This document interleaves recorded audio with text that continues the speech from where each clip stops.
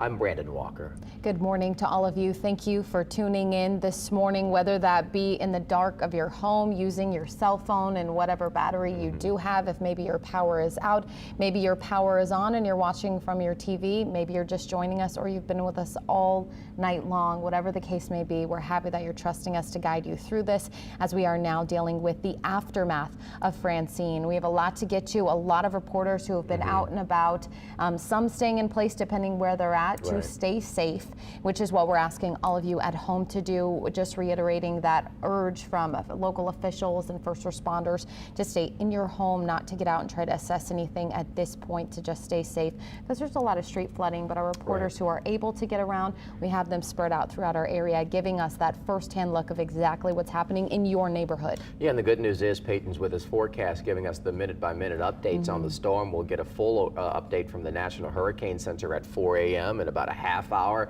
that the system is moving out of the area. Also, it's not as organized as it was. Really hard to tell that it was a tropical system. Moved through here, got torn up, and so we're not really dealing with a lot of rainfall in the area, particularly where the storm initially made landfall at around 5 o'clock on Wednesday. Amelia Strahan has been reporting from the strike zone there in Terrebonne Parish. Amelia, you've been showing us the damage that this storm left behind. Yes, and there has been a lot of damage right here in this area in Houma. But right now, I want to show you just how dark it is out here. So we have been out for probably 2 hours now. The power was out at our hotel, and it's totally dark across the city. No street lights, so we're assuming power is out throughout Houma. We're not totally sure about that. We've reached out. Obviously, it's so early, we haven't heard back yet.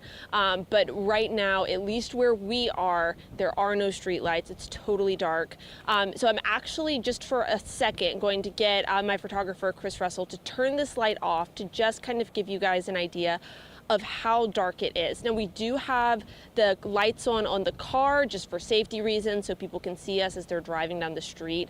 So even this isn't really a totally accurate depiction of just how dark it is, because we did want to make sure we have those lights on to stay safe out here, like we're encouraging everyone else to do. Just take precautions and stay safe.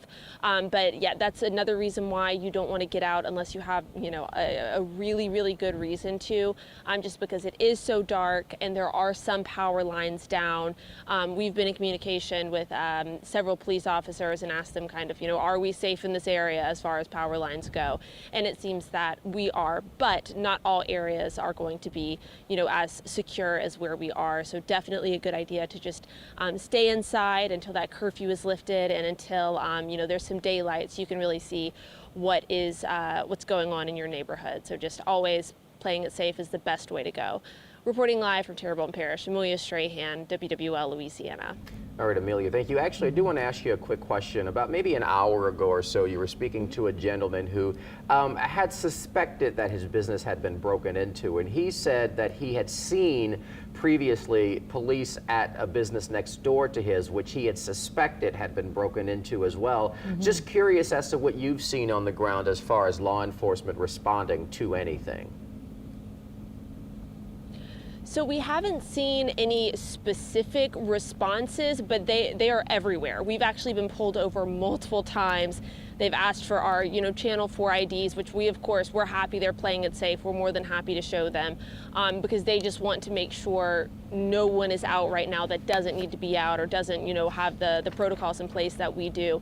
So even though we haven't seen them at a specific business, we have seen them making their rounds around those businesses. So they're definitely out there doing their job. Which is what they said that they would be doing. I'm happy that you brought that up. Amelia Strahan reporting live for us in Houma. Thank you so much for your reporting. Yeah, we know that first responders are out and about, you know, doing the best they can. We heard from Kenner Chief of Police, who had said that his officers were in waist-deep water at one point, just going about doing those home rescues, home by home. I think he said at one point it felt like a taxi, because they would just stop at a home, pick someone up, go to the next one.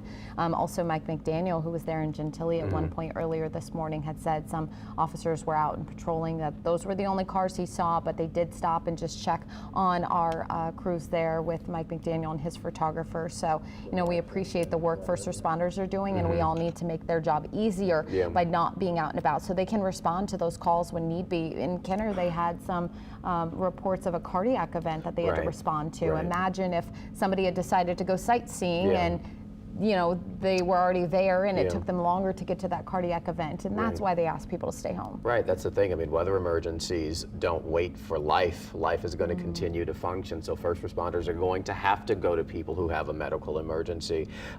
It's already complicated to do. You factor in flooding, you factor in obstructed pathways, you factor in, on top of that, having people on roadways who perhaps should not be there, then, well, things are complicated. So you can see law enforcement just checking to see why people are on roadways throughout the area, because they want to make sure that they're safe, but they also make sure that you're safe, but they also want to make sure that their personnel can get to where they need to be safely too.